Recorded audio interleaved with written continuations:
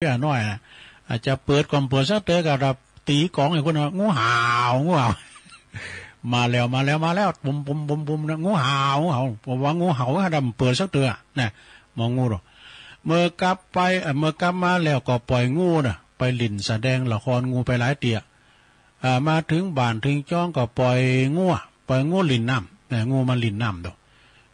งูมันก็เชิงอยู่กับเขานะเมื่อว่ามองงูคือมันลินและบอเนี่ยนะมันจะไปจับงูกันเนาะใส่ของใส่ตีคุมขังมันอย่างโดยความประมาทของมันมองงูน่ะมันไม่ได้ตองมนนะไม่ได้ตองคาถานะงูมันก็เลยจะไปจับงูดอกไม่ได้ตองคาถาเนี่ยเนาะมันต้องมีคาถากำกับดอกกันจะจับงูเนี่ยนะครั้นไปจับงูก็ได้งูก็ครบเอามองงูก็ขึ้นตายว่ะฮั่นโดยความประมาทนั่นนี่นะสดาอันนี้ขอประมาทเริ่มจะคันติโดยความประมาทแล้วแถมหมอหนึ่งเราเพราะว่าหมอนั้นมีความประมาทว่าอ่านมนต์คาถาควบคุมจึงไปจับงูเลยครบตายเนี่ยแล้วก็ยังมีแถมนิทานนึงเนี่ยอันนี้เป็นควานจ่างสดาจ้างนี่ตัวใหญ่นะมันสมองมันก็พอใหญ่แต่ว่ามันใหญ่มันได้นะถ้าเมื่อคุณตัวน้อยบังคับมันได้นะสดานะเอาไปจ้างนี่ไปลินละครก็ได้เอาไปเตะฟุตบอลก็ได้เอาไปจักขยื้อนะคุณสาวคุณจักจ้างเจือกเดียวนะยังก้านจ้างอยู่ซะนะจ้างมันแห้งเนี่ยจ้างนี่มันจะช้างแสนรู้นะจ้างนี่มันจะเชิงเดี๋ยวมันจะเจอคุณมันจะกู้นะจ้างนี่ขี่ข้อก็ได้มันชักก็ได้ยังมีนิทานแถมเรื่องควานจ้างเนี่ยก็คือเรื่องนี้ก็กีฬาดังได้ยินมาเนอะก็มีควานจ้างคนหนึ่งนี่เล่งจ้างที่มีงายาวนะปล่อยจ้างกินหญ้าไปอันนั้นนะเล่งจ้างไปปล่อยจ้างกินหญ้าตามไปอันนั้นเนี่ยจ้างนี่มันกินหญ้าดูแสดงว่าละมันกินหญ้าเนี่ยมันงูมันม่วนนะม่วนไปแล้วก็มันกินจ้างเกเรก็มีเนาะอย่างเพิ่นเราฟังในนิทานเหมือนกันก็หาเนาะไปยำนกเนี่ยเนาะนกลูกนกก็ตายหมดนกก็แค่นเนาะไปบอกก็ไปบอกกาไปโอ้เอาเขาปุตโตจ้างตกเหวตายแล้วตัวนี่ก็ไปข่มขู่เนาะไปข่มขู่มดแดงกับมดสุ่มเนี่ยค่ะเปิ้นขอเตยลูกขาตัวน้อยอยู่จะไปมายุ่งอาจจะไปมาคุยเด้อขอไหนก่อนได้จ้างก่อมฟังจ้างเกเรดูก็เอางงไปม่วนกับพุทโธหมดแดงกับเขาในหูดังก็คบกับพุทโธห้องนี่กับป่ากับดอยวะการถึงไหนควานจ้างนั่นก็เล่งจ้างไปปล่อยกินอย่าไปตอนนั้นยังมีนายควานจ้างก็เข้าไปจับจ้างจะไปจับจ้างนี่มันโกงอย่างหลงจ้างมันโกงอย่างโดยความประมาทของงานควานจ้างนะประมาทเอาเจิกไปกองจ้างแล้วก็มีจ้างมีเจิกบกบาทกับมีขอจ้างมันโกคอดูซะนะเอากระยาไปจ่อไปรอมันวะปลดโลดจ้างก็ใจเอางาเขาแต่งงานมันโกด้วยเพราะมันมีอันตัวขุมมันตัวแป้มันมีดูจ้างมาโกขอเนาะจ้างก็วิ่งเข้ามานั้นก็เลยก็แต่งอันควานจ้างนั้นตายไปวะนะนายควานจ้างนั้นก็เลยตายด้วยความประมาทเนี่ยเข้าไปจับจ้างโดยแบบมีเจิกแล้วก็มีคอติดไม้ติดมือไปเนี่ยเลยตายเพราะจ้างขา อาศัยเดี๋ยวว่าความประมาทนั่นเองเนาะสองเรื่องนี้ก็จบไปนะลงเด้อ มันเส้นแถมเรื่องหนึ่งอันนี้ก็เรื่องขีดลักเหมือนกันเด้อเรื่องความประมาทเหมือนกันนะ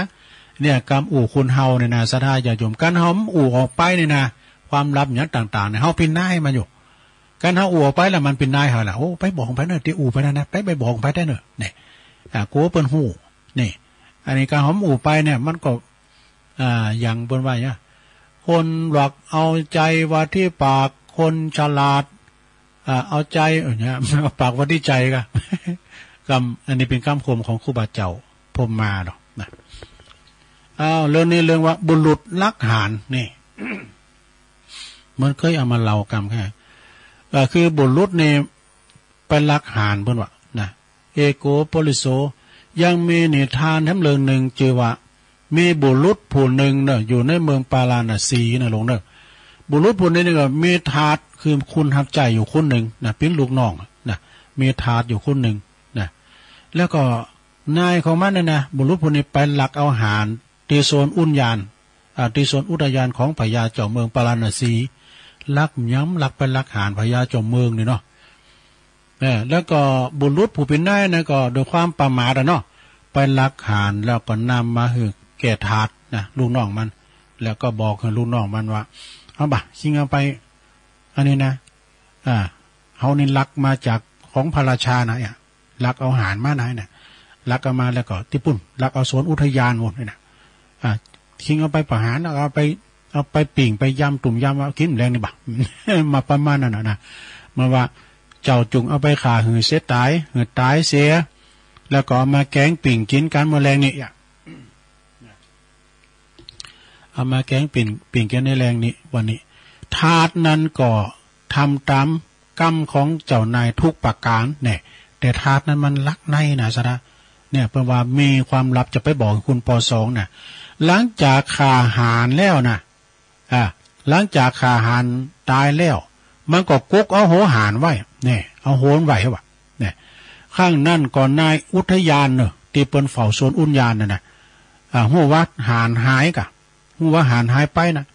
จึงไปกราบทูลพระเจ้าปาราณสีทรงสาบเนี่ยพระเจ้าปาราณสีก็ทรงพระกริ้วใจกะทรงโคดเยอะนะทรงพิโรธทรงพิโรธมันเป็นไผคุณใดฮะมันลักเอาหารน่ะมันบังอาจมาเหยียบจมูกเนี่ยโอ้มากระตุกหนูเสือกัน มันมาบังอาจเลยน่ะจึงกราบทูลพระเจ้าปาราณสีทราบแล้วก็พระองค์ก็สั่งสั่งไปจับโจรนั่นมาหือใดมันเป็นไผมันบังอาจด้วยน่ะสืบเข้าก่อมปะพญาเจ้าเมืองก็เลยปูนบำเหน็จให้ว่าไผยับขโมยต้นนี้ใดนะจะหือจะตั้ง500 บาทดู500 บาทก่อนให้ร้ายนะเนาะจะหือจะตั้งเป็นปูนมาเป็นรางวัล500 บาทด้วยนะเป็นรางวัลฝ่ายทาสนั่นน่ะเนี่ยมันหักหลังกันนะฝ่ายทาสบุรุษนั้นหู้ว่าพระราชาจะหือสินบุญหรอก ก็คือว่าจะได้เงินถึง500ก็เนาะแล้วมันก็ลักนะมันกุกเอาโหหารไว้ดิเนี่ยนั่นก็พอดีจะตั้งถึง500เล่งได้ถึงชีวิตให้มันเป็นอยู่ให้มัน70,000นี่กะอยู่ทำนานอยู่แล้วนะก็จึงคิดหักหลังนะโหหารก็ไม่หนีเว้ยกะเป็นสักขีพยานอันนี้หารจากโซนอุทยานมันก่อนหน้ามาโหหารนั่นนะไปมอบให้ราชบุรุษนี่ก็คือคนทำใจพระราชานะแล้วก็บอกตามความจริงว่านายของขาเนี่ยเป็นคนลักนาขาเอาอันแล้วก็เอาไปแกงกินเสร็จแล้วไอ้กะเอาโหหารไม่นี่โหหารไม่นี่เป็นนันพยานเนอะโหหารไม่นี่นั่นราชบุรุษก็ไปจับเอานายมันนะคือบุรุษผู้นั้นไปลงโทษทุกขเวทนาเป็นอันมากเนี่ยโดยความประมาทที่ได้บอกความลับแก่ทาสนี่ด้านทาสกับมันซื้อไสก็ดีกับมันหักหลังนี่เนาะ เนี่ยจึงต้องเสวยทุกขเวทนาดังพรรณนามาชนีจบสระนี่จบลงไปเนอสถาอันนี้เป็นจบลงไปปินิทานธรรมเหมือนกันเนอความประมาท ความลับนะเป็นบดีบอกให้ไผเหมือนกับกระต่ายกับปลาก่อนะที่เราเจ้าจบลงไปเนอศรัทธาญาติโยมทั้งหลายในมินิทำบทนั่นเจ้าก็เล่าไปกรรมเนาะนั่นไปทำแบบหนึ่งอันนี้แผนแบบนะเทวตูตั้งหาทำแล้วศรัทธาญาติโยมทั้งหลายฟังเอาโมนเลยศรัทธาเทวตูนี่แปลว่าสังนี่เทวตูตั้งหาเขาจะเล่าให้ฟังศรัทธาบุคคลที่เกิดมาในโลกเขานี่นะเมื่อเกิดมาแล้วก็จะได้ชื่อว่าเป็นผู้ที่สดใสกรรมจะต้องสดใสกรรมพร้อมกันนั้นก็จะต้องสร้างกรรมใหม่คืนแถมฉะนั้นจึงจำแนกบุคคลไว้ได้3ประเภทกันเด้อก็คือ1บางคนก็ทำบาปหนักกว่าทำบุญ 2บางคนก็ทำบุญหนักกว่าทำบาป3บางคนก็ทำถึงบาปถึงบุญก็หาบาปก็เอาคุณที่3เนี่ยหมายความว่าเสมอกันบุญก็ทำและบาปก็ทำเสมอกันว่ะเปิ้นอธิบายไปทั้งว่าบุคคลเฮาในโลกนี่นะเมื่อเฮาจัดได้แล้วปิ้นอยู่ก็จะปิ้นอยู่ในบุคคล3ประเภทดังกล่าวนะสำหรับผู้ที่ทำแต่บาปมากกว่าทำบุญนี่นะทำบาปหนักกว่าทำบุญเมื่อไก่ที่จะสิ้นใจตายก็ยอมจะระลึกนึกถึงบาปที่ตนได้ทำไว้นะทุกขเวทนานะฉะนั้นก็จะมีทุกขติปินติหวังใดนี่ส่วนว่าคนที่ทำบุญนะกว่าทำบาปนั้นก็เมื่อไก่ที่จะตายก็จะได้ยอมระลึกนึกถึงกุศลผลบุญที่ตนได้ทำไว้เหมือนกับพอหลงไม่หลงเขาเนี่ยนะฉะนั้นก็จะมีสตินะนึกแล้วก็จะมีสุขติปินติหวังใดนะสวรรค์เมืองบุญแต่ว่าสำหรับผู้ที่ได้ทำบุญแล้วก็ทำบาปไก่เคียงกันคือเสมอกันเนี่ยเมื่อว่าตายไปแล้วก็ยังจะต้องลงบัดต้องไปเกิดในนรกภูมิโดยอำนาจของอกุศลกรรมเลยทีเดียวหรือว่าตรงไปบังเกิดเป็นเทวดาโดยอำนาจของกุศลกรรมทันทีนี่เมื่อว่าแต่ว่าเขาตายลุงก็ยอมจะได้หลับจะได้จะมีโอกาสเนาะหลับมันเนี่ยจะมีโอกาสไปพบปะกับพญายมราชพญายมราชซึ่งก็เป็นใหญ่ในยมโลกเด้อเป็นใหญ่ในเมืองมรณหกพุ่นนะท่านพญายมราชนี่ก็เปิดจะอนุเคราะห์สัตว์โลกนั้นโดยการถามเนาะอันนี้ยมราชดีๆอยู่นะจะถามถึงปัญหาหาข้อนี่เปิดจะถามว่าปัญหาหาข้อมีอย่างปะล่ำหรือว่าจะเรียกว่าสอบถามถึงเทวทูต5ประการนั่นเองเปิดจะได้ปิ้นเคิงตัดสินสัตว์นรกผู้นี้จะปอระลึกนึกถึงบุญกุศลที่เคยได้ทำมาหรือไม่เนี่ยถ้าระลึกนึกถึงบ่ได้ก็ต้องเสวยทุกขเวทนาในเมืองมรณหกอีว่าแต่ถ้าว่าเสวยแต่ไปเสวยสุขจากบุญกุศลใดนะแต่ไปเสวยสุขจากบุญกุศลใดแต่ถ้าหากว่าระลึกนึกถึง เกิดถึงบ่ได้ก็ต้องไปเสวยอกุศลในนรกแน่เทวทูตทั้ง5ประการนี้ที่ท่านพญายมราชถามถึงมีดังต่อไปนี้เด้อเกิด1น้อแก่1น้อเจ็บ1น้อนักโทษ1น้อแล้วก็ตาย1 มันมี5อย่างนะลูกมี5อย่างนะอันกรรมว่าข้อที่1เกิดนั้นก็พญายมราชเปิ้นถูกมีจิต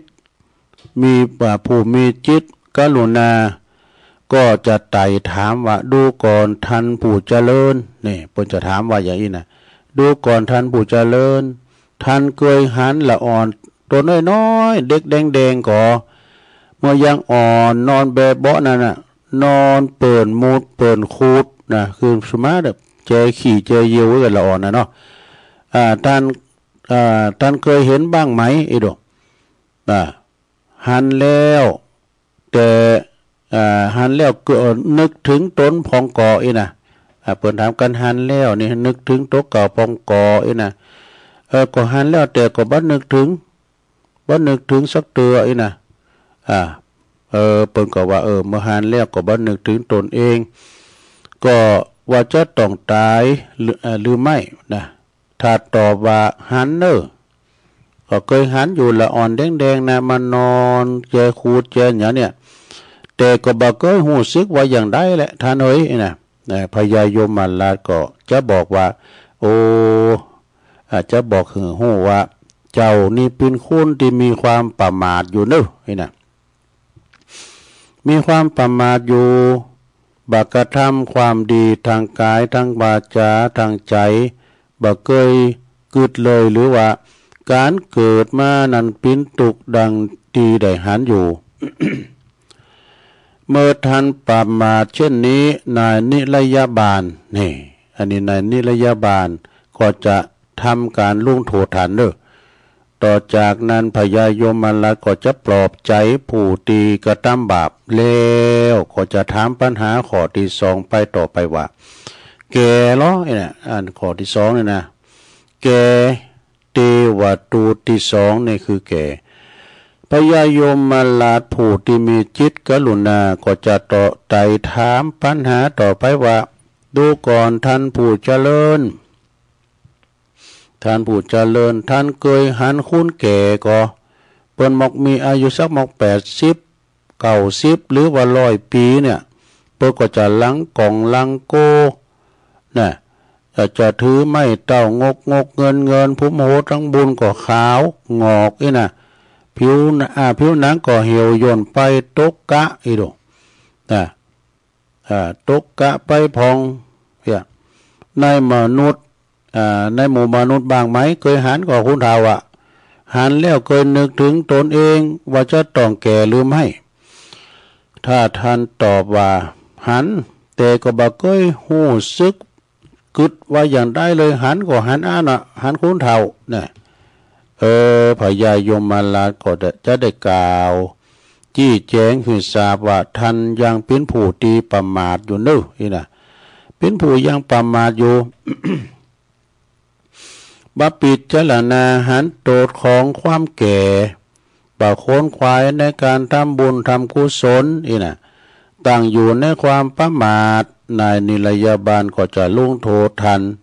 ต่อจากนั้นพญายมราชก็จะปลอบใจผู้ที่กระทำบาปแล้วก็จะถามปัญหาข้อที่สามต่อไปว่าเจ็บนี่เกิดแก่แล้วก็มาถึงเจ็บเทวตูโตที่สามนี่นายพญายมราชผู้มีจิตกรุณาก็จะไต่ถามปัญหาต่อไปว่าท่านเอ๋ยท่านเคยหันคุณป่วยก็คุณเจ็บป่วยเมื่อไข้ที่กำลัง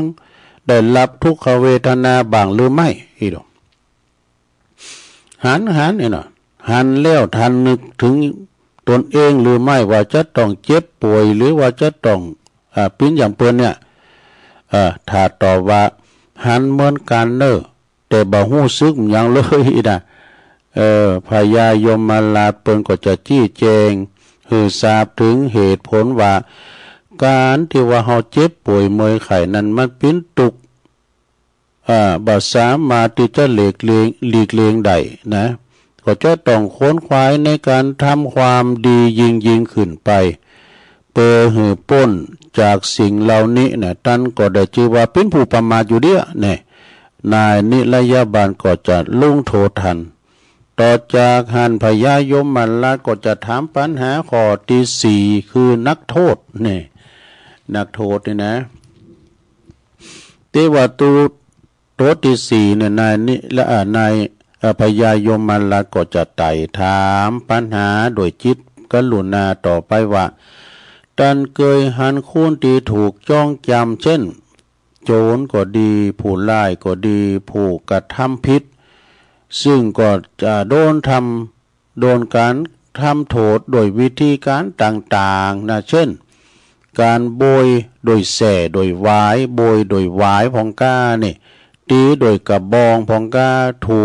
กกกมือกกเท้าแล้วก็เต็ดหูเต็ดจมูกว่าดูถูกยิงเป่าดอกแขวนคอบางหรือไม่หันเลี้ยวท่านหูซึกพินจะได้พองถ้าตอบว่าก็เคยหันอยู่แต่บ่หูซึกพินอย่างได้เนอะพญายมราชก็จะจี้แจงความหูว่าท่านก็ยังตกอยู่ในความประมาทคือความประมาทอยู่เด้อบ่โค้นคว้าในการทำบุญทำกุศลเพื่อจะหือปุ่นจากวัฏสงสารเหล่านี้วัฏทุกข์เหล่านี้นะนายนิรยาบาลเนี่ยก็จะลุ่งโทษทันต่อจากหันพญายมราชก็จะปลอบใจผู้ที่ทำบาป เลี้ยวจะถามปัญหาข้อที่หากปิ้นข้อสุดท้ายต่อไปตายนี่อันนี้ก็คือข้อที่หากนะคือตายก็พญายมมันแล้วก็จะไต่ถามปัญหาโดยความจิตกรุณาต่อไปว่าท่านเคยหันคุณตายพองหรือไม่ที่น่ะท่านหันแล้วหูซึกปิ้นอย่างได้พองนะถ้าท่านตอบเหมือนเดิมคือหันเหมือนกันนะแต่บ่มีหูซึกอย่างใดอะไรสักอย่างเลยนะพญายมมันละก็จะจี้แจงให้หูว่าท่านยังตกอยู่ในความประมาทบ่ขนขวายในการทำบุญทำกุศลเพราะหันว่าคุณตายแล้วก็บ่ได้น้อมระลึกนึกถึงตัวเองว่าสักวันหนึ่งตัวเองก็จะต้องเป็นเช่นนี้นะบ่เล็งขวนขวายในการทำบุญหืดทานรักษาศีลเจริญจิตตภาวนาก็ได้ชื่อว่าเป็นผู้ตีตกอยู่ในความประมาทนี่ตันพญายมมาลาสอบถามปัญหาถึงหาข้อแล้วสัตว์นรกบางคนบางพงก็ยังระลึกนึกถึงบุญกุศลบ่ได้เลยวะ เฮาเคยเย็นครับเพราะอยู่เมืองคุณก่อนน่ะเฮาเคยเป็นลักโมงบนวะ เขาเคยไปลักเขาไปล่วงกระเป๋าอันนี้คือประจำดีหรอเคยทำมาเนาะโอ้เขาเคยได้โบสถ์เติงเนาะเนี่ยประตูเป่งเรื่องอะกะ เพราะว่าเมื่อตอนที่ยังมีชีวิตอยู่ ตอนที่มีชีวิตอยู่นั้นก็ บ่ได้เคยทำขวนขวายทำบุญกุศลแต่อย่างใดการขวนขวายในบุญกุศลนั้นปิ้นเลิงเฉพาะตนว่ะไผจะทำเตนกันบ่ได้เด้อนะฉะนั้นการที่สัตว์นรกที่จะต้องตกนรกนั้นไปนั้นก็บ่ใจว่าจะเป็นความผิดของปิตามารดาพ่อแม่ญาติพี่น้องมิตรเกี่ยวสหายข้ามอย่างใดเด้อหรือว่าจะเป็นความผิดของเทวดาข้ามจำใจแต่อย่างได้เลยแต่เป็นเพราะว่าความผิดของเขานั่นเองนี่เมื่อพญายมมาลาได้ปลอบใจแล้วนายนิรยาบาลก็จับเอาสัตว์นรกเหล่านั้นไปทำการจ้องจำหาประการไม่ยาวดำเลยเนี่ยประกอบว่าคือไปตึงแล้วก็ตึงตะปูไว้นะเป็นจดเล็กเข่ามือกะเล็กแดงตีมือทั้งสองข้างตึงตะปูเล็กแดงทั้งสองเท้าสองข้างตึงตะปูตีหน้าอกแล้วก็สัตว์นรกต่างหลายก็จะต้องยอมจะเสวยทุกขเวทนาอย่างแรงกล้าแต่ก็บาดตายต้องเสวยกรรมในเมืองมรณะจนว่าจะสิ้นกรรมเวรนี่จบลงไปซะดายาวไปหน่อยเนาะ อันนี้ย้ำในเรื่องเพศด้วยนะอันนี้ถึงเรื่องอันนี้มันได้เนาะเรื่องเทวตูตตังหานี่นะในธรรมมันก็มีล้อสัทธาญาโยมเทวตูตนี่นะเกิดแก่เจ็บตายเนี่ยก็เอามาเล่าสู่จู้กันฟังเนาะสัทธาฟังลินนะไม่ต้องฟังนักฟังลินแล้วก็ได้รับหนังสือนี่จากท่านพ่อกำนันสันติสุขชัยวงศ์อดีตพ่อกำนันตำบลนำดิบเนื้อหนองผาขาวเปิดแจกตุลุงเมินละมันใช่เมินแหละเนี่ยเมื่อเขากำวัดบทน้ำดิบเนี่ยนะมีทำลายบทหลายตอนอยู่ตีจะได้เอามานำเสนอศรัทธาญาติโยมต่างหลายได้ฟังกันไปเนาะแก่งอมแก่เงากันไปวันนี้เป็นวันมาฆปูจาเนาะคนเฮาในอยู่ด้วยกันถึงโลกเนี่ยโลกนี่ก็คือเปิ้นบอกว่าสัตว์โลกต่างหลายยอมปินไปตามกรรมเนี่ย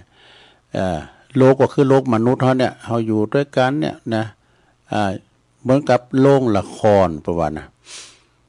เฮาพออีเก้กัมยังกะเนี่ยเปิ้นก็มีโดจินตนาการแปเมืองปาลนะสีกะพญาจอมเมืองกะเสนาอามาตย์กะเอาพอละครแล้วย้อนดูตัวเองเฮาก็เป็นตัวละครตัวหนึ่งเหมือนกันน่ะ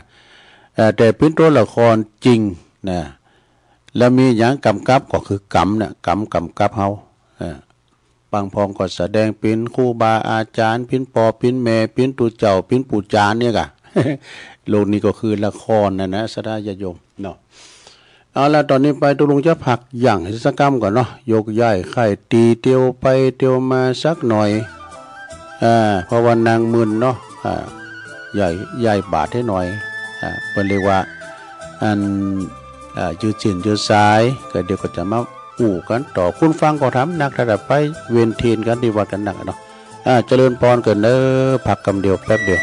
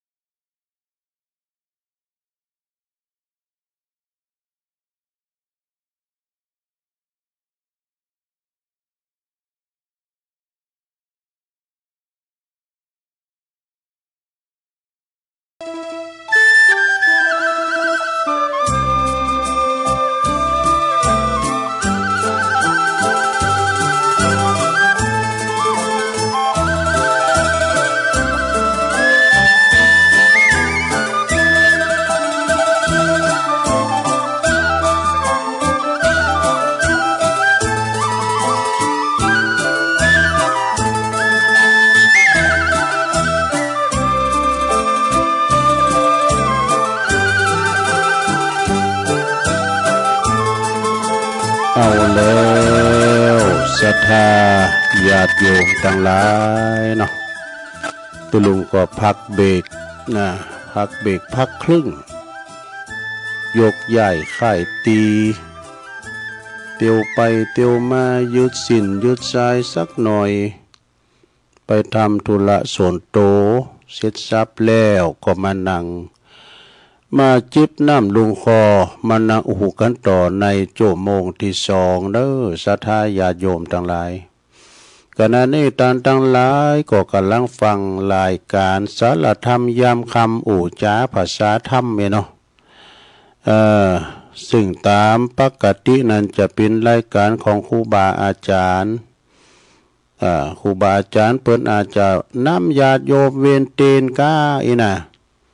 หรือว่าเปิ้นติดธุระวันนี้เป็นวันพระวันศีลศีลใหญ่ศีลโหลงมาขะปูจาด้วยเปิ้นอาจจะมีการมีงานก้าอีนะตุลุงก็ได้รับสันทานุญาตมอบหมายถวายเวลาจากท่านพระครูอภิวัตนวิกรมตุลุงวางก็เข้ารายการเต้นกำเนิดนี่นะก็เลยมาเข้านางหูนางจ๋ามันในแม่นมาเตือนนะอย่างตุลุงวาเนาะก็เอาหานน้อยนี่หน่อยมาเราสู่จู้กันฟังเนอะสดาเนอะเอาเราสู่จู้กันฟังแก่งอมแก่เงากันไปทำเตอก็เป็นขัดติธรรมพองกำมวลกำหลินพองนะเปิดบ่หือเขตซ้ำเตอก็แต่พองหลินพองเจอก็ไปตามอกตามใจไปคนใดคนหนึ่งก็ต้องขอสู่มาด้วยเนาะอย่างว่าคนเฒ่าไม่หลายอย่างเพราะว่านะเฒ่าคุบเขากลางจานเขาเฒ่าลูกหลานน้อยอ่อนนี่นะเขาบ่อนดงลีเนี่ยเพราะว่าเฒ่าอย่างศรัทธาเฮาเนี่ยก็คือเฒ่าลูกหลานหักเนาะลูกหลานหักเดินจีปีใหม่นะเดินจีปีใหม่ลูกหลานก็มาสูมากาละวะเอกะเนาะก็เป็นการที่ว่ามาออกรายการครูบาอาจารย์เพิ่นก็ต้องสอหาข้อมูลคุ้นคว้าอย่างตัวลุงนี่เนาะกันจะเตทำออกวิทยุน่ะต้องลืมไปลืมมาเลบนะเปิ้นเรียกว่าเลบก็เตนะเอาจบแล้วจบแฮมนะมันเลขนาดตรงไรแต่ๆนะมันยังพิษกุมาอยู่อ่านหนังสือจ้านะเอามาติ้มใจเปิดที่เป็นทรงปฏิโมกข์นะลงได้เปิ้นพอหนังสือนะปุตโตพระผู้ทรงปฏิโมกข์นะเปิ้นถึงซ้ำไปรับตาแต่เปิ้นมีตนโตทานด้วยนะพิษไหนเปิ้นก็บอกนี่ก็เป็นการความจำนะทรงความจำก็วันพุกเจ้าก็ตุลุงก็เป็นพระลานาตีตุลุงอยู่เนาะศรัทธา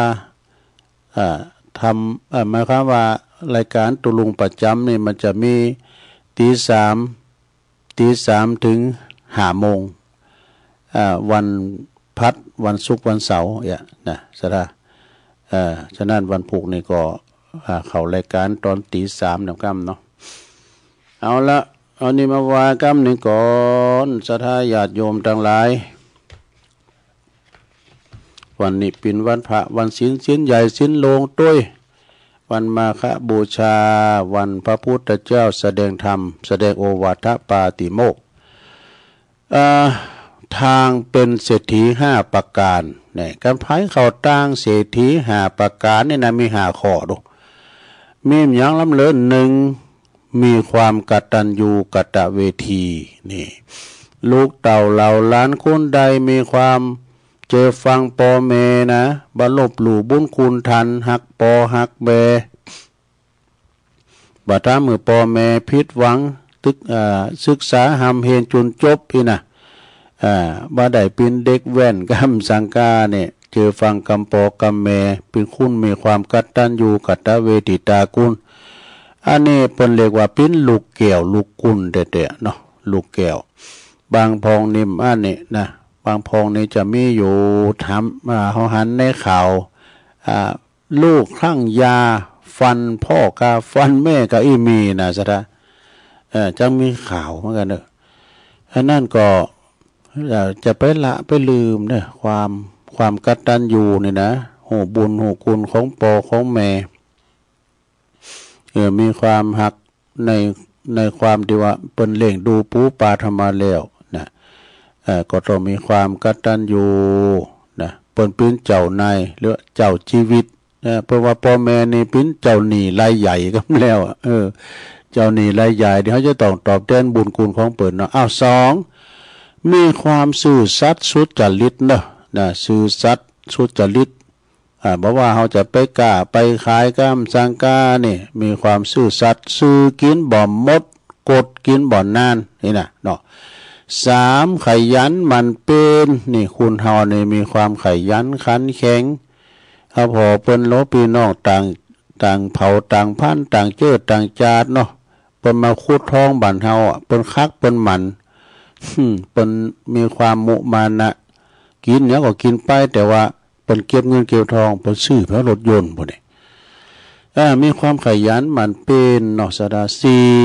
มีความประหยัดมัธยัสถ์อันนี้สำคัญเด้อเวลาว่าเฮามีเงินมีคำเนี่ยไปกินง่ายจ่ายโอยเน้อ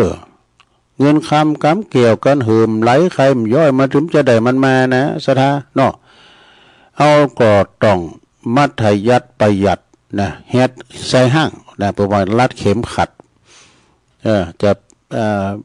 บางพองนี่พ่อแม่มีเข่าของเงินทองหนักโอ้กินโบกินบาปเหือพ่อแม่ยามพ่อแม่ตายกินควางโบควางบะเวลาพ่อแม่ตายละโป้ปิ้นหอยน้อยจ่าไปหมดเนี่ยอันใดก็ขายกินปิ้นของเปิ้นไปหมดอันนี้หักษามรดกตกทอดของพ่อของแม่เนาะมีความประหยัดมัธยัสถ์เนอะแล้วก็มีความอดกลั้นอดทนขันติคือความอดทนเนี่ยกะศรัทธาญาติโยมนะแล้วนี่5อย่างนะศรัทธาหัวใจเศรษฐีว่าทางที่จะเป็นเศรษฐี5ประการ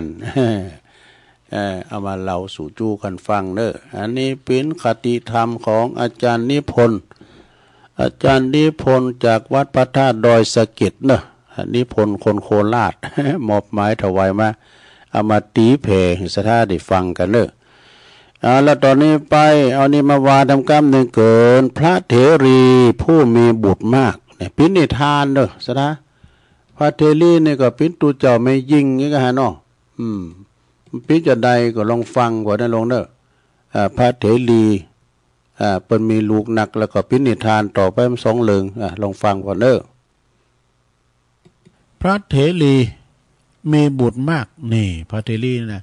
มีแม่ยิงคนหนึ่งสดาญาโยมทั้งหลายมีลูกตั้ง7คนว่ะสดาดูโอ้ลูกมันหนักคือมี14เองกะ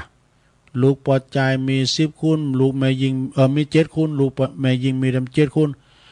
คือพระเถรีองค์นี้นะเมื่อปินฆราวาสคฤหัสถ์มีลูกปอดใจ7คนมีลูกแม่ยิง7คนเนี่ยเมื่อว่าเขาเติบใหญ่ขึ้นมาก็ไปกินแขกแต่งงานไปอยู่กินลุงหอลุงเฮินไปเวลาว่าสามีตายไปเนาะ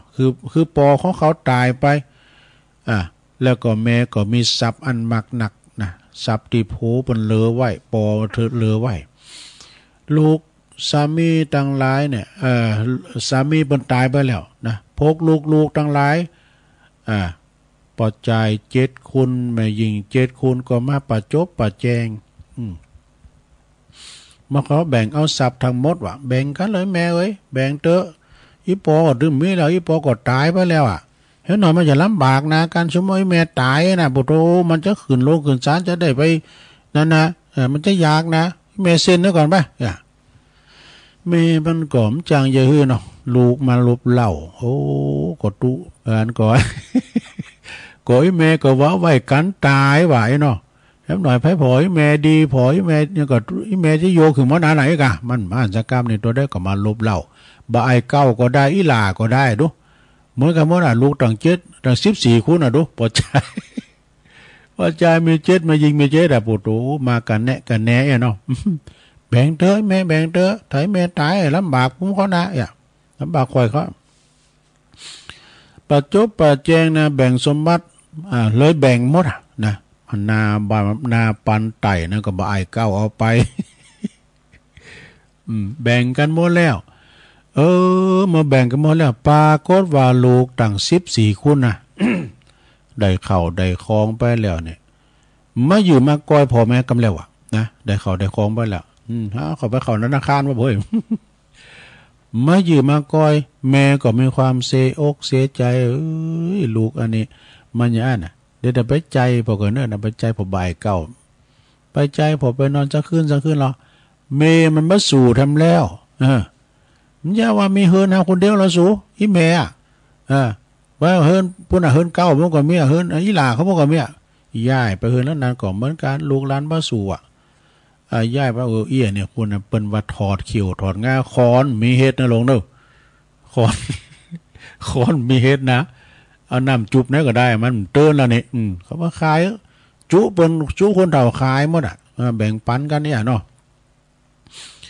ในที่สุดคนเฒ่าไม่ยิงนะก็มจังอยากจะได้ไปขอโบสถ์เป็นพระสุนีพระภิกษุณีนะเมื่อโบสถ์ไปแล้วเขาก็มาพอมาคอยลูกหลานตานเต่านะแม่เฒ่าก็มาบวชอยู่ในสำนักพระภิกษุณีแล้วก็บวชแล้วก็ตั้งอกตั้งใจเจริญธรรมเวลาเดินจงกรมก็คิดว่าเฮาแก่แล้วถ้าเดินกลับไปกลับมาก็เอาโกศีสะเอาโหไปตำใส่ตุ่นไม้นางก็เลยแห่งได้แห่งหนึ่งเนาะมาเอาโหมาตำแห่งได้แห่งหนึ่งในเวลากลางคืนน่ะก่อนมันจะมีไฟฟ้าเนาะนางก็เลยจับเอาตุ่นไม้กิ่งไม้นะรอบนั่นน่ะมันต้องไปไกลเอากิ่งไม้รอบนี่ก็เอาเป็นกรรมฐานเตียวจงกรมซ้ายย่างหนอขวาย่างหนอรอบตุ่นไม้ในครั้งนั้นพระพุทธเจ้าเปิ้นเล็งพระขายหันเนาะเปิ้นก็เลยทรงเปล่งรัศมีพระรัศมีเหมือนว่าเปิ้นมาแสดงธรรมอยู่ตรงหน้าน่ะฟังนะผู้บ่นึกถึงธรรมที่เฮาตถาคตแสดงไว้ผู้นั้นก็ยอมบาหันธรรมเหมือนกันถึงแม้จะมีชีวิตอยู่100 ปีก็บ่ประเสริฐเท่ากับมีชีวิตอยู่ชั่วขณะหนึ่งของผู้หันธรรมนะซึ่งเฮาแสดงไว้แล้วดังนั้นดังนี้เมื่อจบกรรมดังนั้นแล้วเนาะนางพระเทลีองค์นี้ก็เลยได้สำเร็จเป็นพระอรหันต์เนี่ยเลยจบม่อยสระนิ่มพอยาวก่อนเนาะเรื่องนี้เปิดก็สอนให้ว่าการที่เฮาจะยกทรัพย์สินเข้าของเงินทองสมบัติพระสถานให้ลูกหมดก่อนเอาให้ลูกหมดก่อนที่เฮาตัวเฮาจะตายน่ะมันก็บ่ดีเลยว่ะเปิ้นว่าเพราะว่าลูกนี่เปิ้นมีโผมีเมไปแล้วยอมจะต้องมีชีวิตมีจิตใจห่างเหินจากพ่อจากแม่เป็นอันมากอาจจะทิ้งพ่อแม่ได้ง่ายเหมือนกับเรื่องนี้ก็เป็นได้จบสถาญาโยมแต่กันเนาะมันนึกแล้วล่ะเดี๋ยวมันมาสั่งเด้อสั่งตัวแล้วมันก็นึกถึงลูกถึงแม่บ่ล่ะนะมันก็มีนะเปิ้นว่าเนี่ยเปิ้นว่าเมาทุกข์จ้างลืมตายเมากายลืมแก่เมาผัวเมาเมียลืมพ่อลืมแม่ มีสำหรับคนบางคนเนี่ยบ่มีเสมอไปเนี่ยเปิ้นว่านะสดาญาติโยมทั้งหลายจบไปคติธรรมคำสอนชาดกเนาะความชาดกเอาแถมเลิงนึงซะได้เนาะเวลาตุลุงเปเลิศนะอันนี้ความจริงก็ติกวจนักอันนี้ก็เรื่องปอเรื่องแม่เหมือนกันนะลงเนอะพุทโธมีคติสอนใจจะเดียเนี่ย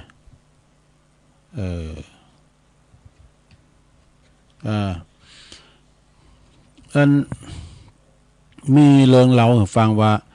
ยังมีบุรุษผู้หนึ่งเนอะอยู่ในเมืองปาราณสีนะเมื่อว่าบิดาตายไปแล้วคือแม่ปอเปิ้นตายไปแล้วก็ยังเหลือมารดาเหลือแม่เนาะแม่นั้นชื่อว่านางกัญจนีนี่บุรุษนี่ก็เลี้ยงมารดาเลี้ยงแม่มาเป็นเวลาจ้านานมารดาแม่เปิ้นก็ขึ้นว่าโอ้หนานเอ้ยลาเอ้ยเมืองก็สมควรได้ลูกได้แม่แล้วก็บ่าเนี่ยจึงหาบุตรหาภรรยาหือแก่บุตรข้างนั้นลูกสะใภ้มาอยู่ใหม่ๆก็เดียนะ มาอยู่กับแม่โพก็ดีมึนเขาจ้างแม่โพอ่ะลูกไปเนี่ยนะแล้วไปยุยงสามียุยงโพว่าสูแม่สูเนี่ยบดีเนี่ยขี่จุ่มขี่เสียมขี่จุ่มขี่เสียมขี่ดาขี่วาน่ะขี่เข่าก่อนพี่คาเป็นมือนี่น่ะเอาอย่างนี้ดีกว่าเนาะสูเนาะยุยงสามีเปิ่นหือไล่เมเปิ่นออกจากบ้านขี่ห้าสถานว่ะฝ่ายโพก็ฟังเมทั้งหมดบ่ฟังกำเมเลยครับไล่ครับมันดาเสียออกจากขี่ห้าสถานไล่เมออกบ้านมันดาก็เที่ยวสมสารไปอาศัยอยู่บ้านนั้นพองอยู่กาดนอนอยู่กาดพองอย่างพอไอ้กะขอกินกับพี่น้องเจ้าบ้านแล้วก็รับจ้างล่างถ้วยล่างจ้อนทำมาหากินเล่งตัวเก่าไปวะนะสมสารไปเนาะแม่ยิงที่ปิ้นลูกไปนั้นก็คือมาตั้งคันมีลูกมานวะแล้วก็ไปบอกของผมมาสู้หันแม่สู้เนี่ยเป็นอาการกินีนะมันก็เปิ้นออกจากคุกมาไปข้าก็ไม่ม่านลูกอะไรวะนะจริงว่าแกสามีว่าแม่สู้เนี่ยเป็นกาลกินีนี่กะเมื่อเขาอยู่บ้านเฮาเนี่ยขาดถึงไม่ลูกสักเตือนะฝ่ายนางกัญจนีคือปิ้นแม่เนี่ยก็สมสารไปฮู้ว่าลูกไปกำลังต่างต้องกำลังมานนี่นะนางก็จึงว่านึกถึงทำสองประการนึกถึงทำสองประการคือทำความเคารพในผู้ใหญ่ในตระกูลหนึ่งเนาะแล้วก็กายสุจริตเนี่ยเป็นต้นนะทำทั้งสองนี่จะหันว่ามันเสริมหายไปเสียแล้วกานะลูกชายกับลูกสะใภ้นึกถึงไล่ขาออกบ้านออกคุกออกห้องเฮินสมบัติของขาตึงโมนเฮินก็ขาแป้งทั้งมันเกิดนะนางกัญจนีคิดดังนั้นแล้วก็จึงไปสู่ปัจจ้าปะเหวนะไปเก็บเอากระโหลกโหผีมาสามศีรษะวะ เอามาแป้งหยังเอามาแป้งก่อนเสาแล้วก็มาหุงเข่าสูงไฟหุงเข่าจากอันมัตตกพัดนะแล้วแผ่บุญกุศลให้แก่แผ่ธรรมทั้งสองส่วนตัสมิงคะเนในขณะนั้นปรากฏว่าตีนังของพระอินทร์ตึงวันก็อ่อนนุ่มระโปโตหินพันธุกรรมศิลาอาจของพญาอินก็ห้อนกระด่างขึ้นมาพระอินทร์ก็ส่องดูที่ประเนตรดูเหตุภัยก็พิจารณาหูว่านางกัญจนีนี่ปราลบจะทำมัตตกพัดคือจะหุงหาอาหารเนี่ยเนาะคือแกทำทั้งสองน่ะนะทำสองของสำคัญทั้งสองอย่างนางสังฆวัตตายไปเสียแล้วเนี่ยทำสองอย่างตายไปแล้วพระอินทราก็จึงเสด็จมาแล้วก็กับเปรตปิ่นพามเนี่ยแสลงตัวปิ่นพามเข้าไปสู่ตีไก่แห่งนางกัญจนีแล้วก็ลอยอยู่บนอากาศให้เหมาะนะมีเทวบัญชาตรัสว่าดูก่อนนางกัญจนีทำทั้งสองนี่ยังบัดตายเนอะวะทำทั้งสองยังมีอยู่ทำมัตตกพัดเลยนะอย่าทำมัตตกพัดเลยบัดจ้าบัดน่านต่อใดนะลูกของตันและลูกสะใภ้ก็จะมาหับตันไปอยู่ในเฮินของตัวอย่างเก่าอีวะแล้วอานุภาพแห่งเฮาเนี่ยคราวนี้นะฝ่ายวันนางกัญจนีได้ฟังเต้าโกสีตรัสดังนั้นแล้วก็กลับไปสู่ยังที่อยู่แห่งตนส่วนว่าลูกชายและลูกสะใภ้ทั้งสองคนก็ระลึกถึงคุณนางคุณของแม่คือนางกัญจนีผู้เป็นมารดาคนทั้งสองตึงสามีภรรยาก็เที่ยวซ้อหาแม่วะซ้อหาที่ไหนไปหาที่ไหนสวยเอาได้ไล่เปิ้นได้เนรเทศไปอยู่ทั้งใดหมู่นี้นะเหือนตัวยองประกาศหาบอกก่อนมีก้าเนาะแม่นะกัญจนีเนาะอยู่ที่ไหนเนาะลูกไปกับลูกแท้ซ้อหามไปแจ้งมากับเลยก็มาปะที่หนทางปะละปะระหว่างแห่งหนทางว่ะ ชนทั้งสองคือลูกไปและลูกแต่เนี่ยนะจึงขอหมอบลุ่งว่ะหมอบลุ่งกราบแทบเท้าของแห่งบรรดานะขออภัยโทษเด้อปอเอ้ยแม่เอ้ยอีลูกไปนะก็โอ้แม่เอ้ยตีลงแล้วผ่านมาไปถือสาข่อยเนอะข่อยได้ดูได้ด่าได้ว่าเนี่ยขออโหสิกรรมตั้งแต่นี้ไปเป็นอย่างอันแล้วไอ้นะขออีแม่ปิกไปอยู่หออยู่นะไปเลี้ยงหลานโอ้ไปบอกเอาแม่ไปเลี้ยงหลานนะหมอ เอาไปเลี้ยงหลานเรื่องนี้ก็จบลงไปแล้วเอาไปเลี้ยงหลานมาแล้วก็คือจบลงไปซะท่าเนาะจบลงไปเดี๋ยวกัน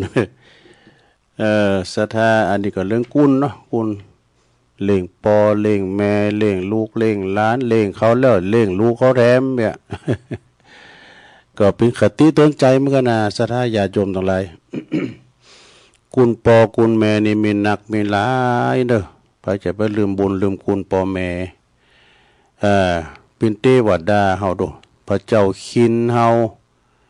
การไปทำกรรมกับปอกับแม่เนี่ยมันต้องรอจัดน่ะมาดึงรอจัดเนี่ยเดี๋ยวหันมาไล่แล้ว กุลปอ21กุลแม่12เนี่ยนะอันนั้นก็เป็นนิทานธรรมเราสู่จู้กันฟังเด้อศรัทธาเนียมกรรมศรัทธาอันนี้เป็นการทำบุญนะเพราะว่าถ้าเราทำเนี่ยก็คือทำดีนะเพราะว่าทำดีให้มากทำให้มากก็คืออย่างทำความดีเนี่ยทำความดีนี่ก็ไม่ใช่ว่าทำกติวัดใดนะก็ทำได้เสมอไปหมดอ่ะเปิ้นมีการมีงานที่ไหนก็ตามไปช่วยเปิ้นน่ะไปขนขวายเรียกว่าวัยวัจจะไม่เก็บโตเก็บตังเปิ้นก็ถือว่าทำความดีช่วยเปิ้นละแล้วก็มีให้มากก็คือมีน้ำจิตน้ำใจเนอะ น้ำจิตน้ำใจเนี่ยมันจะบ่งบอกคือว่าเอาพอการพองานนะว่าบางคนในปุถุความร่ำรวยก็มีมหาศาลเวลาเปิดมีการมีงานคุณมีหน่อยเดียวเลยนะ แต่บางคนคุณตุกคุณผานกันอยากเสาะเจ้าเสาะหาเงินคำกำแก้วเวลาเปิ้นลุ่มหายใจจากไปคุณนักคุณหลายพอเปิ้นมีน้ำใจซะได้เนาะมีน้ำจิตน้ำใจเนิ่มเจ้าว่าเปิ้นจุ่มเปิ้นสามเปิ้นแจงกันว่าน้ำใจแค่อย่างน้ำห้านะบ่า น้ำห้าก็ลำเนาะใส่น้ำพริกให้มากก็คือให้อภัยเนี่ยคืออภัยกันไปศรัทธาคุณเฮานี่อยู่กันโดยถ้อยทีถ้อยอาศัยบอกเก็บเข้าอกเข้าใจอยู่กันหลวงคุณหลายนี่ต้องทำอกทำใจศรัทธาเฮาพอกง่ายๆอย่างคู่นี่เด้อนี่ลูกหลายปอหลายแม่เพิ่นยังสอนคุณสอนปอสอนแม่แล้วสอนลูกเขาแถม เหมือนกับละอ่อนที่เปิ้นมาบทเน้นน่ะบางคนก็ล้อมแหลมนะ อีดูแต่เฮาก็หึงอภัยเขาอ่ะนะศรัทธาญาติโยมแล้วก็ลืมเหือใดก็คือลืมความแค้นนี่จะไปแค้นอกแค้นใจความแค้นนี่ก็คือว่ามันจะตอบแทนอยู่ดูมันจะไปแก้แค้นอยู่อีกอ่ะจำให้แม่นก็คือจำบุญคุณบุญคุณนี่บุญคุณต้องทดแทนความแค้นเรา อันนี้มันนังจีนนี่แหละต้องหูบุญหูคุณเปิ้นเคยโจยเหลือเฟือฝ้ายเฮาจะไปละไปลืมเปิ้นลืมคุณลืมบุญเปิ้นเวลาเฮาตกทุกข์ได้ยามก่อนโอ้ยเปิ้นชูเปิ้นโจยแบ่งปันปัจจัยเงินทองเนี่ยถือให้ทนก็คือถือสัจจะเนี่ยสัจจะคือความจริงใจสัจจะคือความซื่อสัตย์จริงอกจริงใจสัจจังเวอมตาวาจาเนี่ยละให้หมดก็คือละทำความผิดต่างๆให้กันเนาะทุจริตความผิดต่างๆยึดให้ติดเนี่ยยึดหยังคือติด ก็ยึดความกตัญญูนั่นแล้วอย่างคุณปอคุณแม่เนี่ยกะ กุญพ่อกุญแม่นี่มีนักมีหลายไผจะไปลืมบุญคุณของพ่อของแม่นี่บางคนนี่ก็โอ้โปขี่โปเยียวโปเมเนาะผ้าเจ็ดเนอเจ็ดโตป่อนเข่าป่อนน้ำเวลาเปิ้นทะลงพยาธินี่นะมึงก็จอยแม่แต่ขอมึงกันการกุ้งลุงเลิงเจริญไปตั้งนานเนาะอีเฮ้ยอีน่ะกำปอนปนหืออีน่ะฮับเอาไว้ๆเนี่ยลูกคุณนั้นนี่บ่ตกตุกได้ยากเนอะเพื่อจะมีความการกุ้งลุงเลิงนี่ตกน้ำบ่อไหลไฟใหม่ไฟลามถึงบ่ใหม่นะเพิ่นว่านะพระละมีธรรมตัวนั้นจะมาคุ้มครองเด้อลูกคุณนั้นนะซะนะความกตัญญูนะแล้วก็ต่อไปรู้ให้มากก็รู้อย่างหู้ใจตนของเฮาเนี่ยหู้ใจตนคือหู้จักใจตนใจของเฮาเนี่ยมันเป็นนายกายดูใจเป็นนายกายเป็นเบาจะว่าเบาสาวนี่นะนายเนี่ยก็คือมันสั่งใจเบาใจนี่นะสั่งไปหันไปหนีก้านี่เอาให้ตีก่อนแล้วก็ทนให้ได้คือทนอย่างก็คือทนต่อกรรมนินทาเนี่ยกรรมนินทาที่สินนินทาเนี่ยมีไปตั้งแต่สมัยใดมาละเนาะมันอยู่ในโลกธรรมทั้ง8เนี่ยเพราะว่ามีพินกูกันมียศก็ต้องเสริมยศมีลาภก็ต้องเสริมลาภมีสรรเสริญก็ต้องมีนินทามีสุขก็ต้องมีทุกข์มันมากูกันนะ4กูดอกเป็นเรียกว่าโลกกระทำทั้ง8มันถึงประจำโลกเขาเนี่ยไผถึงหลีกพ้นไปบ่ได้มันถึงโดนเราควันมดนะไก่หู้กันเปิ้นเราควันกันก้านี่ไปฟังตังกาดปุ้ยนะล้านเราตองกรรมเนี่ยเขาว่าเต็มหมดเลยในวัดเต็มมีก็แฮะเนาะมาวัดมาวามาเราก็มี มันจะมีไปตังกาดตังลีเหมือนกันเนาะอันปรากฏเราดีก็มีหรอเนาะเราดีก็มีอันนี้ทำกรรมนสนาเนี่ยโอ้เวลาตัวลุงก็ยังเหลือหลายอยู่ดูเก่านิสัยที่ไผก็หักเด้อเก่านิสัยที่ไผที่มีแล้วไผก็หักนะมีอย่างให้ปลำเพราะว่า1คือมีน้ำใจเสมอแล้วก็ฮู้จักแบ่งปันนี่น้ำใจคุณเฮาเนี่ยเนาะสดาญาติโยมมีน้ำจิตน้ำใจแบ่งปันให้เปิ้นป้องเปิ้นตุกไหลเขียนใจเปิ้นมากำเบิ่งหมอขอกินก็ปันเปิ้นไปปันเปิ้นไปอันนี้ก็คือแบ่งปันน้ำใจให้กัน2ฮู้จักการหืออภัยแล้วก็หือโอกาสอันนี้นี่หืออภัยแล้วหือโอกาสเด้ออันนี้เป็นธรรมของท่านผู้ใหญ่นะบางคนนี่ทำบดีมา3ตัวนะตัวที่4เนี่ยกลับใจได้ละนะกลับใจได้เป็นคนดีเคยให้เคยยังมาเก่าหมดโตเพราะว่าพลิกผันชีวิตกลับเป็นคนดีทำมาหากินเสาะโดยความสุจริตแล้วก็มังมุนตุนเต่ามากลับกลายเป็นคนมีเงินมีทองมีฐานะอีกก็มีนะ ลดละเลิกอบายมุขที่เคยทำบดีบดัก มาก่อนนี่นะพลิกผันชีวิตเป็นคนดีของสังคมก็มีได้นี่ต่อไปข้อที่3เนี่ยลงเด้อพูดจาไพเราะรู้กาลเทศะนี่การการจานี่ก็สำคัญลงพระโอษฐ์นี่นะคือปากเขาเนี่ยเพราะว่าตุมหิก็คือปากจาไพเราะเรียกว่าปิยวาจาโมนจาหวานนะเมตแต่สัตว์นี่ก็ตามลงปิ้นหมูปิ้นหมาเนี่ยปิ้นหมาก็ตามได้กันเฮาหน้าโจยนะขึงขังสมัยนั้นมันไม่เคยมาเข้าไก่โลกก็มานี่มาตุนมานี่ตุนมันดึงมาแล้วดอมมันก็โหกาละเทศะมันโอ้วันนี้จอนนายเฮาอารมณ์บ่ดีเฮ้ยพอนายยังโง่โศกบ่เขาได้คือใจนะมาน่ะมันก็มาไก่เด้อแล้วมาขี้เกียจเหมือนกันเด้อ มีอันเตืองอ่ะมันกินเข่าแล้วมันรูก็อ่ะลุงอ้อมบดีกี่กอมมันจะใหญ่นะใส่คอขี้คางบ๊อบไอ้มันห้องตัวแล้วพอนาเขาด้วยนะ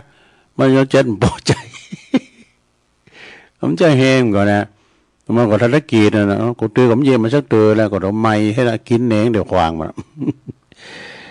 อ้าวถึงแล้วเปิ้นว่าทำพูดจาไพเราะรู้กาลเทศะเนี่ยสี่ทำโตเล็บง่ายเนอะบ่เจ้ายศเจ้าอย่างนี่บ่เจ้ายศเจ้าอย่างทำโตเล็บง่ายปดโทตุนี่ใจตุธรรมดานะสู้ของหัวเนี่ยตุลุงเนี่ยนะพิพาคูกันนะเจ้ายศเจ้าอย่างไอ้เนาะข้อที่ห้าฟังรับฟังผู้อื่นโดยบ่หลงตัวเองนี่เนี่ยเขาก็ฟังเปิ้นพองกันเนาะไปฟังกองหน้าเดียวฟังเปิ้นพองฟังเฮาพองนะจะได้สะท้อนชีวิตเฮาข้อที่หกชมชื่นชมแล้วก็ให้เกียรติผู้อื่นเสมอเนี่ยชื่นชมให้เกียรติคนอื่นเสมอเอาซ้ำเตอเนี่ยอันลูกศิษย์ลูกหาเปิ้นเอาใจอาจารย์เนาะสมมติว่าเป็นวัดโอ้ไปวัดมันได้ก่อนนี้มันสะอาดแล้วเลยห้องน้ำห้องส้วมก็สะอาดดีได้โอ้ก่อนเน้นเขานะกะก็ได้ทามานี่เกียรติเสมอเนาะที่จริงตุลุงเลยนี่ไปผิวไปพัดยกความดีเห็นเน้นเขาข้อที่เจ็ดหูซึกขอบคุณซาบซึ้งในน้ำจิตน้ำใจนี่ข้อที่แปดไม่เอาเปรียบใครรู้จักตอบแทนน้ำใจเนี่ยมอเปรียบไผสาธาข้อที่เก้าขอโทษเมื่อทำผิดแล้วก็แก้ไขตัวเองให้เกียรติผู้อื่นเสมอนี่จบเนี่ยอันนี้เพราะว่าเก้านิสัยที่ใครก็รักจบลงไปซะได้ขอขอบคุณเนอะตีปนสูงมากนี่นะสถาฝากข่าวสารประกาศให้หน่อยเนาะเปิ้นจะพระราชทานเพลิงศพในเมตตาธรรมพระราช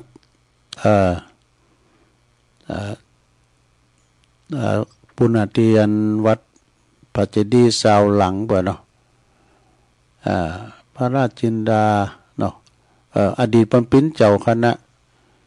อำเภอและพิธีปรึกษาเจ้าคณะจังหวัดนะก็จดไว้แล้วเนี่ยเอียนี่ทุกซับเผาดูตุลุงเนี่ยเป็นอย่างนั้นก็วันที่16ปุ่นจะพระราชทานเนาะสำหรับข่าวสารงานบุญต่างๆไกลๆของพวกเจ้าเนาะฟังเอาเถอะตุลุงก็ถึงประกาศเพราะว่าเปิ้นฝากมาส่งมาทางเฟซทางไลน์ก็ประกาศให้เปิ้นไปเอกข่าวสารงานบุญก่อนนักก่อนลายเนื้อสดาปาเวณีทรงน้ำพาถาดกาจะลองกาถึงมีไปตลอดเนาะสดาต่างทำโลงก็ยังมีอยู่งานปล่อยล่องานศพครูบาอาจารย์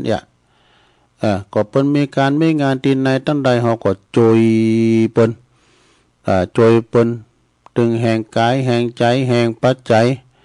เอาไปพอเปิ้นกินเปิ้นตานก็พุ่นดีเสียได้เปิ้นเนาะโอ้เปิ้นมีหนักก็หอมหนักเอามีหน่อยก็ตามบาตามแห้งเปิ้นเปิ้นมีหลายเปิ้นเต้าเฮ็ดแล้วได้เอาคือว่าเปิ้นเต้าเฮ็ดแล้วถึงอันเนาะเปิ้นหอม100 200เนาะกดเต้ากับหอมสาวเดียวก็ได้กันเนาะใช่ได้เปิ้นก็กินแต่โอ้เวลาเฮาไปหารเปิ้นเนาะสายบุญทางบ้านไต่บ้านเนื้อเนี่ยอย่าบนปล่อยลงว่าเนี่ยเนาะโอ้จ้างฟ้อนเขาดวนนักแต่เนบ่ว่ากองมองเซิงฟ้อนแม่ลำมิงก็ฟ้อนเล็บก็นะโตปินตาดีโมนดีงานปล่อยลงวัดฟ้าหลัง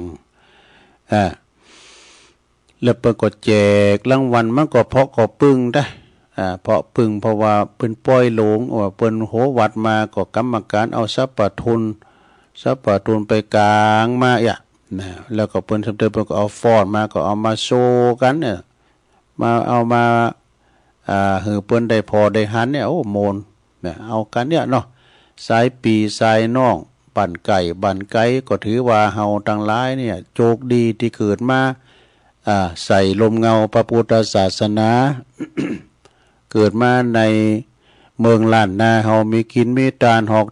หอตึงถึงกันเนี่ยกันเฮามีกินมีทานเฮาพอหรองานบุญต่างๆเนี่ยมันโมนกับกินกับตาเนี่ยลงเอ้ยเอาไปพอทั้งต่างประเทศเปิ้นฆ่าฟันบั่นแต้งกันเกิดสงครามกันเนี่ยมันไปอยู่เป็นสุขให้หมดได้โจงระเบิดใส่กันเนี่ยก็หวาดระแวงนี้นะหนีตายเปิ้นหนีก็ตัวหนีก็ตายอ่ะ เอี้ยซะนะบ้านเฮาเนี่ยจะลุกเวลาใดก็ได้ลูกเนาะ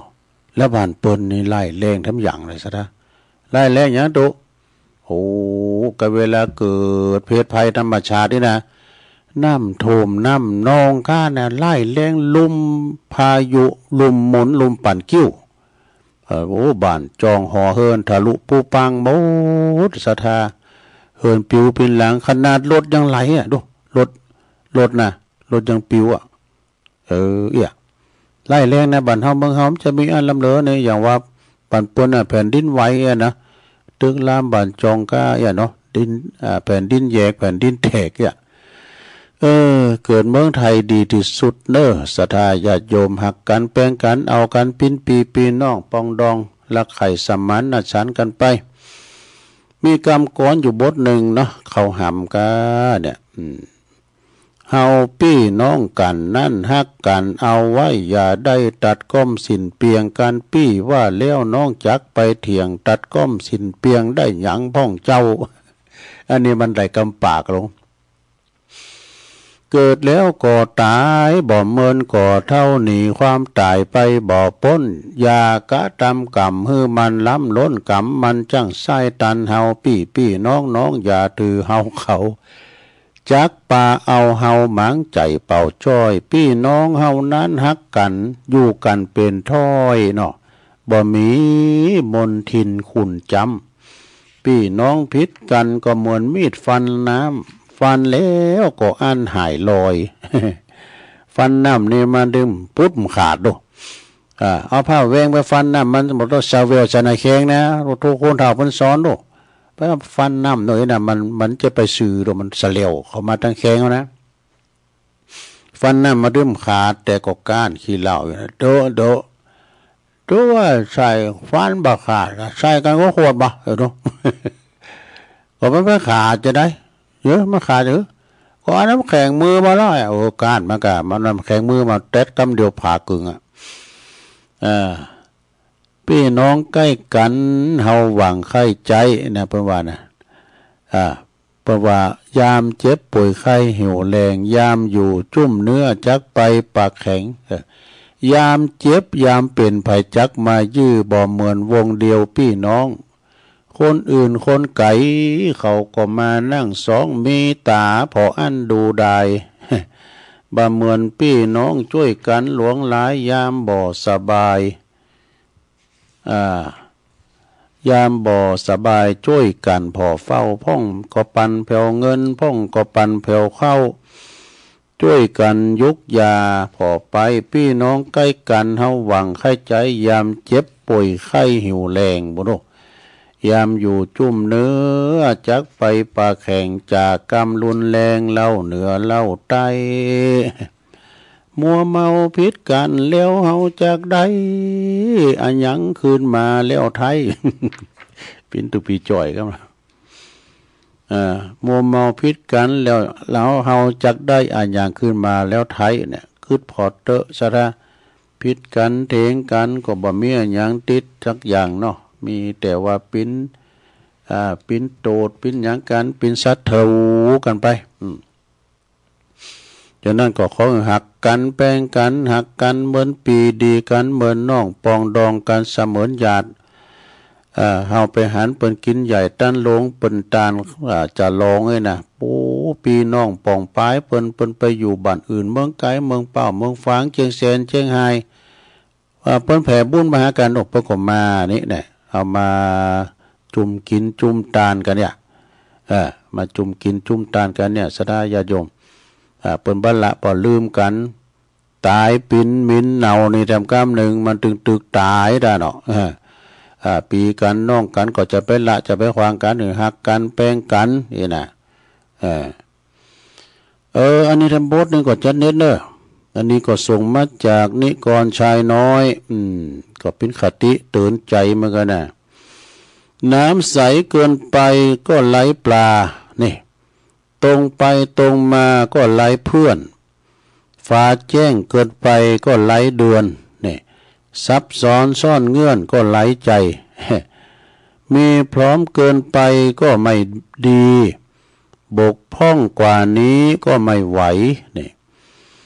ลุ่มหลงเกินลักก็หนักใจคิดมากเกินไปก็หนักตนไปคือหนักในโลกนี้อ่อนน้อมถ่อมตนก็เสียเชิงนี่เข้มงวดเกินไปก็เสียคนยอมให้ทุกคนก็เสียการยอมให้ทุกคนก็เสียการนี่พอให้ได้พอก็พอดีหยวนท่วนทีก็พอผ่านเงี่ยวหูหลิวตาพอประมาณสงบคำรออ่านผลงานจริงนี่ขอท้าได้รับคำเตือนเด้อสดาอันนี้นะขอบคุณเด้ออันนี้ก็เขียนไว้อันใดดีตุลุงก็เขียนไว้จานใส่หนังสือเนี่ยนี่ จานใส่หนังสือเนี่ยเอามาไว้ข่าเวลาพองก้าเนี่ยก่อนเวลาจะเปิดสายก้าอ่ะนะอันนี้ทำบทหนึ่งฟังไว้นะจำไว้ให้ดีนี่หมาดีสมมาเนี่ยหมาดีไม่มีลืมนายเนี่ยหมาดีจะไม่ลืมนายว่าเนี่ยหมามันลืมนายนะมันติดหื่นตั้งลุมบนนะมันปะเฮานะกลางกองกำยังมันยังแกว่งหางมาหาอยู่นะหมาดีจะไม่ลืมนายหมานี่มันเป็นคุณที่ไก่สิทธิ์คุณเป็นคุณบะมันเป็นหมาเนี่ยมันไก่สิทธิ์คุณนะมันหูว่าไผ่หือเข่าหือนำมานะมันถึงมาอยู่ฮะวัวดีนะจะไม่ลืมตีนเนี่ยไอ้วัวลืมตีนยังขี่วาเบอร์นะไอ้วัวลืมตีนเนี่ยคนดีจะไม่ลืมคุณนี่ไปลืมบุญลืมคุณพ่อแม่คุณไผ่ก็ตามเถอะก่อนเนี่ยเปิ้นว่าขนาดเขาจะไปพักยั่งหุมก็ไม่ตุนได้จะเปิ้นว่าบอดีไปหักกิ่งไม่กิ่งนั้นนะตุนนั้นนะมาลบหนังว่ะการเขา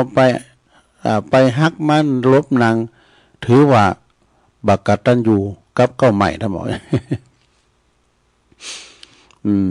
บางบางทีเดี๋ยวสะด้าเนาะคูณบางคูณนี่ก่อนนี่เป็นเจ้าควายเจ้าอย่างมาดูไถหน้าไถอย่างเรียบร้อยหมดแล้วไปซุ่มควายด้วย ดูสะด้าเนี่ยมันลืมกุลน่ะลืมกุลแหงควายอยู่ตินแหงคุณอยู่ที่น้ำลายนะแหงควายอยู่ที่หนองพุ่น อยู่ที่น้ำลายก็ปิยาวาจานะกะใจน้ำลายเป็นประโยชน์เลยอุโมนจ้าวันปิยาวาจาเนาะสดาญาโยมเนาะปากนี่มันจึงดีถึงสองอย่างนะเปิ้นเอาไว้อยู่เอาไว้กินแล้วก็เอาไว้ปากเนี่ยก็เอาปากดีนะก็เป็นสีแก่โตถ้าเอาปากบ่ดีสีแดงจะออกจากปากยังออกจากปากดุก็สีแดงอันนี้มันจะโขมขอถึงปากกันกวับแล้วก็คนดีนั้นเป็นจะบ่ลืมคุณเนี่ยและลูกดีนั้นก็จะบ่ลืมปอลืมแม่แน่อีโดสดาญาโยมทั้งหลายเป็นกรรมบักเก่าเด้อสดาญาโยมทั้งหลายนะสดาญาโยมได้ฟังกันไปมีความตุกไหลเข็นใจอย่างใดก็ดีนี่เขาห้ามความตุกดำก้ำหรอพอจะจบเวลาแล้วว่าจะเปิดสายเดี๋ยวมันเต้นเปิดด้วยกันเนี่ยเอายะทักทายพี่น้องทั้งหลายจากวัดในกำไหนนะมุนในแม่นมาตื่นเนี่ย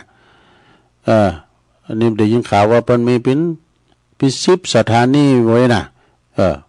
ตั้งไก่ไว้เราจำเอาโดยอู่ยองจางให้นะนี่ตู้อย่างนั้นน่ะมาอู่อย่างนี้ไอ้นะพี่ขมูอมใจขมูมันไปอย่างดูภาษาขมูมันไปอย่างนะมันจะอู่ปนอู่ซื้อไว้ดิคนทุกคนจนคนดีคนหายก็ตายมอดไม่เป็นดินเนี่ยเปิ้นว่านะแม้แต่ตุเจ้าผู้มีทรงศีลผู้ที่ทรงศีลยังม้อยจีวินนอนตายความหน้าดูวางเอาอันยังป่อลุงแม่ป้าแผ่นพระสุธายังม้างดูบาหินบาผาก้อนเต้าหัวจ้างยังหูแตกเป็ดหอยหิหาไปเตอะบ่ต้องไปคอยเงินกองเต้าดอยเอาไปตัวยบ่ได้ อันนี้มันลึกซึ้งเหมือนกันนะซะนะ